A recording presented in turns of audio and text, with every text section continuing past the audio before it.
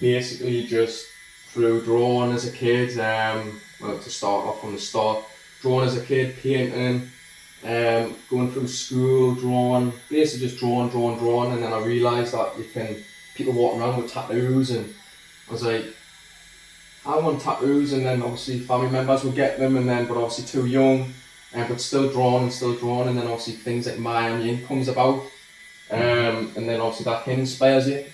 Not gonna lie, you see portraits done on people's skin now, and you're like, oh wow, I want to do that, but obviously you don't know what this industry is, and then so basically inspired by other artists, and then got myself into tried to get myself an apprenticeship, went to a few studios, got like sent away and stuff, like, because obviously I went to have no tattoos whatsoever, not one, and to be honest I was literally like underage as well, to be fair, so that was obviously a factor.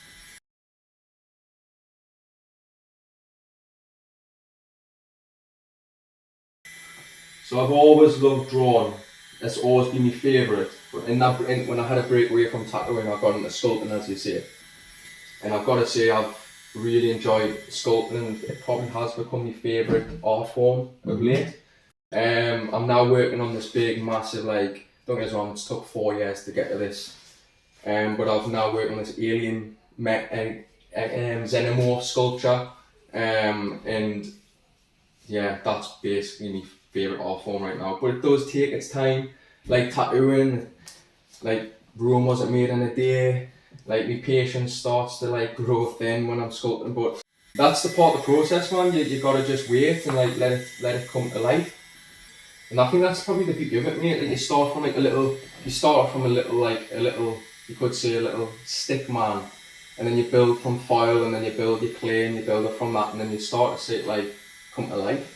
And that's probably the reasons why it's my favourite art form at the moment, because you start to, then if you keep your sculptures and you don't sell them, they start to live with you. You start to like, sounds weird, but I did a Logan, like a Wolverine sculpture, and it's like I'm living with him because he's like life size. So it's almost weird, it's like I'm living with Wolverine, and that's what's kind of cool as well. Kind of live with your references, because obviously love tattooing, but you can't frame them, you can't put them on the wall, they leave you. Don't get us wrong, you can take a photograph and you can come back and get a healed photo, but you can't put this on the wall. Don't get us wrong, I love it, but yeah, you can keep your subjects when it comes to sculpting. So yeah, sculpting, mate, favourite art form right now. See, I've done from different mediums though, so maybe in a year's time it'll be something different.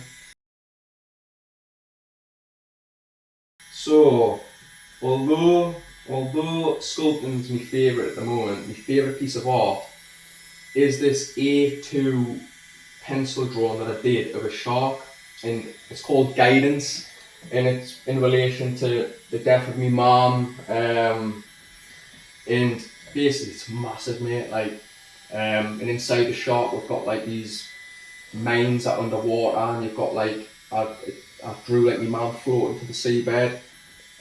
So probably for the reasons behind the project, probably that drawn, mate. It's hard to say, which one's my favourite, because as you know, mate, you start to build a portfolio and your things, and if you love your work, it's very hard to differentiate and pick your favourite.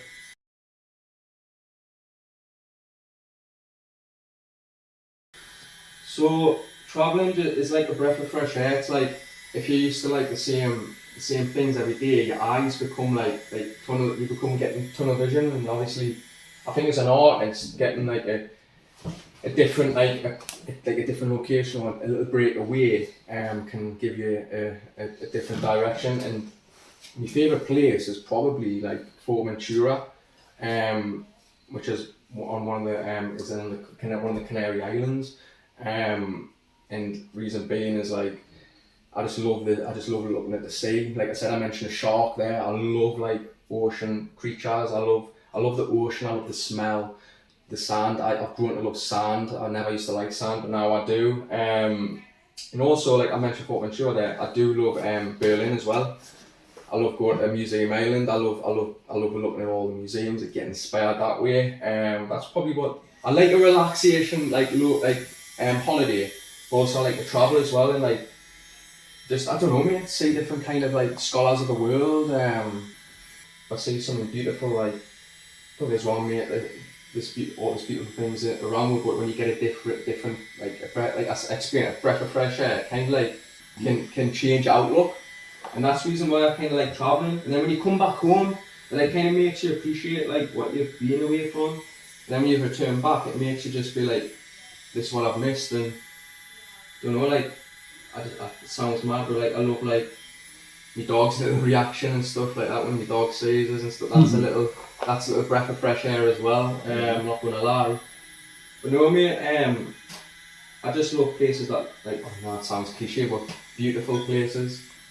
Places that literally like you can just stare and stare and stare and just, you can keep going and keep going and keep going, and you can spot something different.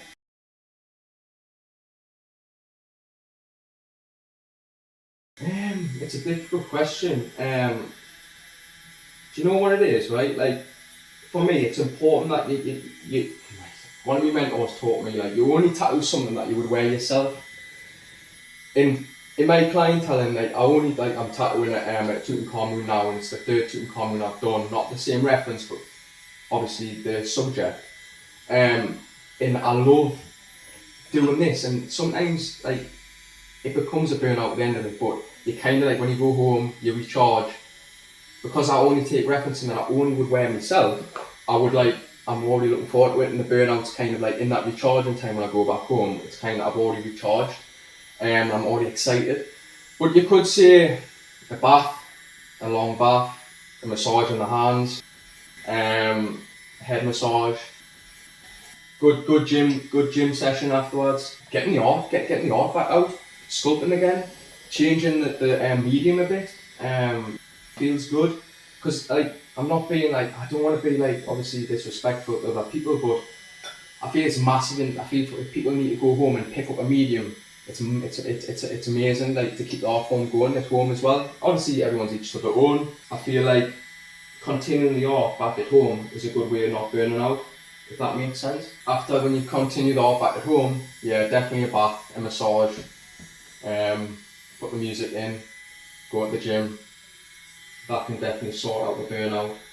But mentally as well though, like, it's like I said about having a break, you can mentally burn out as well as physical.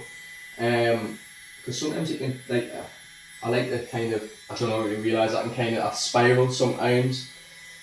And I like to talk to my clients, and like, I like to hear of them, and sometimes the clients can talk about problems, issues, and I like that. It's part of the parcel that gets them through it. And do you know what it is? It's a sense of like, it's a sense of comfort. But you take on their problems, and sometimes they take on your problems, and sometimes it can become a mental stress.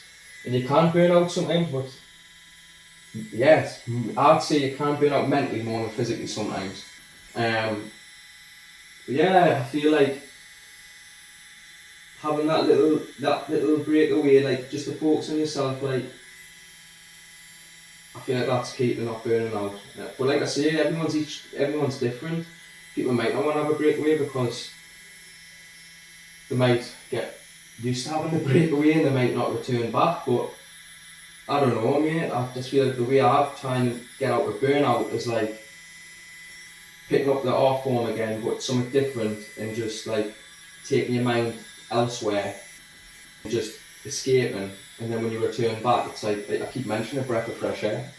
I suppose that's my way of coping with burnout. But I do believe, mate, burnout mentally is more of a factor than physically. And on that note, we'll leave you to it.